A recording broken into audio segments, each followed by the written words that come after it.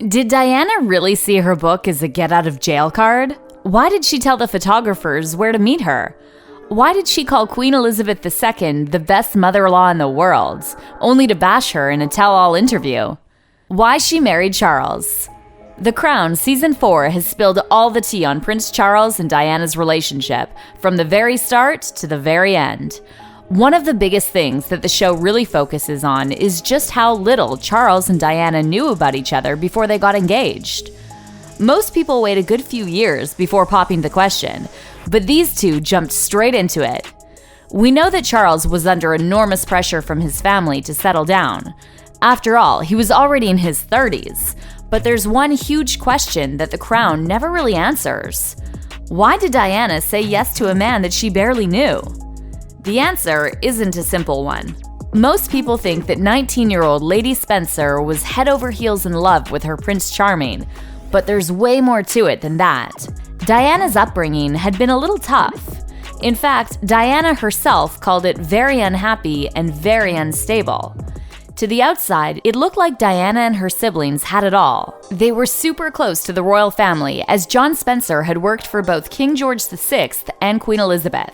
They never had to worry about money as they had incredible homes, but there was one thing that was always scarce: love.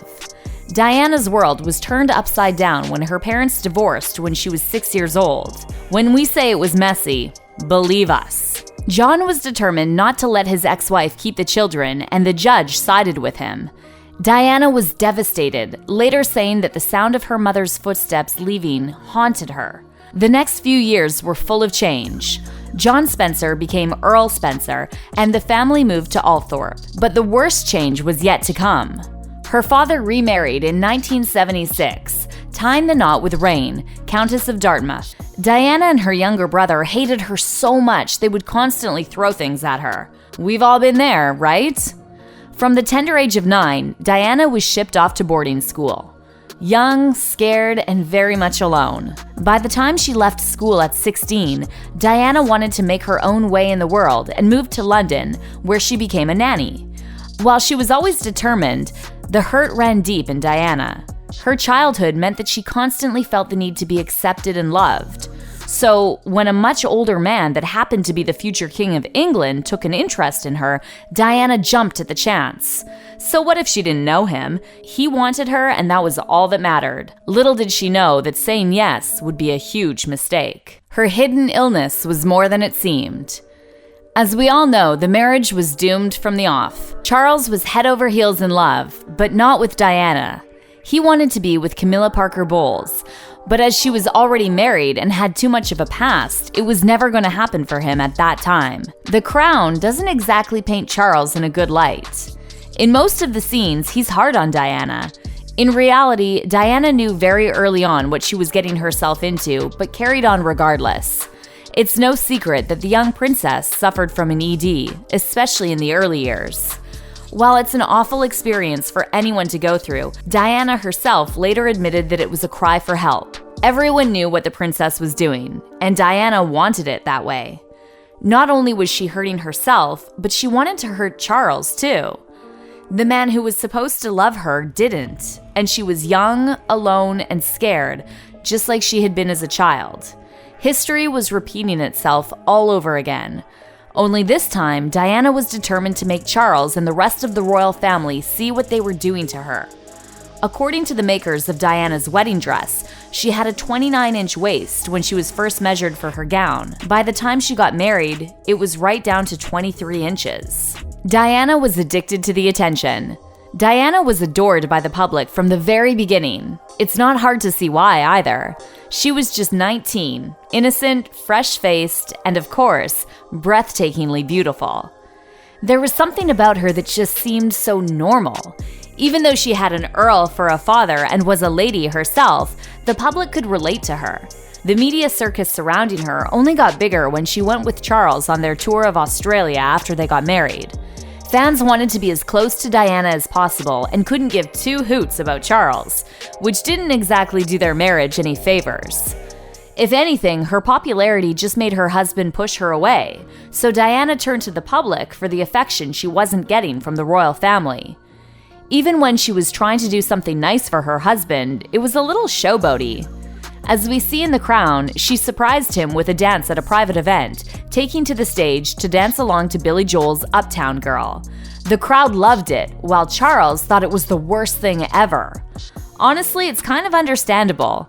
After the huge argument that happened afterward, she thought she'd record him a private version of All I Ask of You from the hit musical Phantom of the Opera. But yep, he hated that too. But here's the thing, Diana loved to perform. She loved the feeling that it gave her, and she loved it when people praised her. It's one of the only times she ever felt truly worth anything, even in her marriage. She manipulated the royal family. While Charles and Diana had issues from the start, things really got worse a few years in. Diana was an enigma to the entire royal family. No one could figure her out. On the one hand, she would cry and beg for acceptance, but on the other hand, everything she did went against royal tradition. From dancing on stage for Charles to being as close to the public as she was, none of it sat right with them. After all, Queen Elizabeth II isn't exactly known for cracking the odd joke or giving a hug. It just wasn't done. Although The Crown shows the Queen being particularly cold to Diana, that wasn't strictly the case. According to royal biographer Ingrid Seward, Diana frequently visited her mother-in-law when times got tough between her and Charles. She even called her the best mother-in-law in the world. At first, the Queen was understanding about her struggles and tried to help her, but then things started to crumble. One footman told a story of the princess crying 3 times in half an hour while she was waiting for the Queen. When the footman told Her Majesty, Liz replied, "I had her for an hour and she cried non-stop." Eventually, the Queen started to dread the meetings, even calling Diana a nervy racehorse. Diana herself would later say she was always dismissed and made out to be a problem, and eventually this got to her. It got to her so much that she decided to bite back. Her private secretary, Patrick Jeffson, said, "Diana wasn't made like that. Diana was angry. Diana was defiant. She thought, the heck with this, I'm not going to be swept under the carpet." The book that broke it all. By 1992, Charles and Diana's marriage was broken beyond all repair. While Charles had been seeing Camilla for over a decade, Diana was no angel either. The constant yearning for affection led her to have several affairs of her own. Not only did she hook up with her bodyguard, but she had a 5-year affair with Major James Hewitt that lasted from 1986 to 1992. To many, Diana was the wronged party, but she was doing just as much, if not more, than her husband was. Then came the famous book. Diana, Her True Story by Andrew Morton was published in 1992. Today, we know it as a true bombshell as Diana spilled all the secrets on the House of Windsor. For any royal to do that was completely unheard of, but Diana knew how to court the press and win public favor. According to Lady Colin Campbell, she was originally approached to create a biography on the princess. Talking to The Sun in 2018, she said, "Diana and I agreed that I'd do an official biography of her. Then she saw it as what she called her get-out-of-jail card." Colin Campbell went on to say that Diana's friends had advised her to play the victim. When Diana asked her to effectively tell lies like propaganda, Lady Campbell walked away. That's when Morton came in. The book signaled the complete end of the Wales' marriage. Diana was out of the royal family, but the saga didn't end there. Diana's love affair with the press.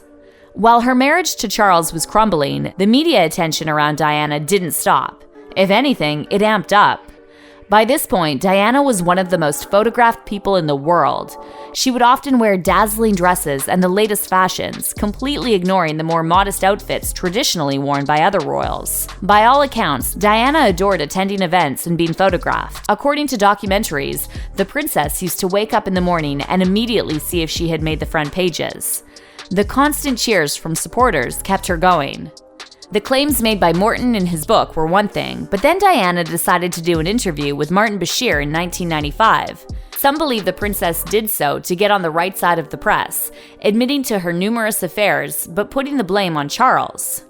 Diana lifted the lid on everything, completely slamming the royal family and making the public look at the monarchy in a completely new light. The reasons why she did this are completely unclear. Some people feel like she was coerced into doing it, but some reports suggest she knew what she was doing. After all, this is a woman who would tell the press where she was going and get them to meet her there. Later, when Charles released his own TV appearance telling his side of the story, Diana was ready. The same night the interview was due to air, Diana attended an event held by Vanity Fair wearing a spectacular low-cut black dress. Jaws dropped as soon as the princess appeared, and of course, she made the papers the next day. The outfit gained the nickname the Revenge Dress. It was another win for Lady Di in the ongoing battle against Charles. Diana was full of contradictions. She said she wanted to be left alone, and yet she hated to be alone. According to one of her former bodyguards, Ken Worf, Diana saw her relationship with the press as a calculated way to finally get help. He said, "It was her trying to say to the royal family, look, I've tried to tell you the problems. None of you wants to know. I want to make this marriage work.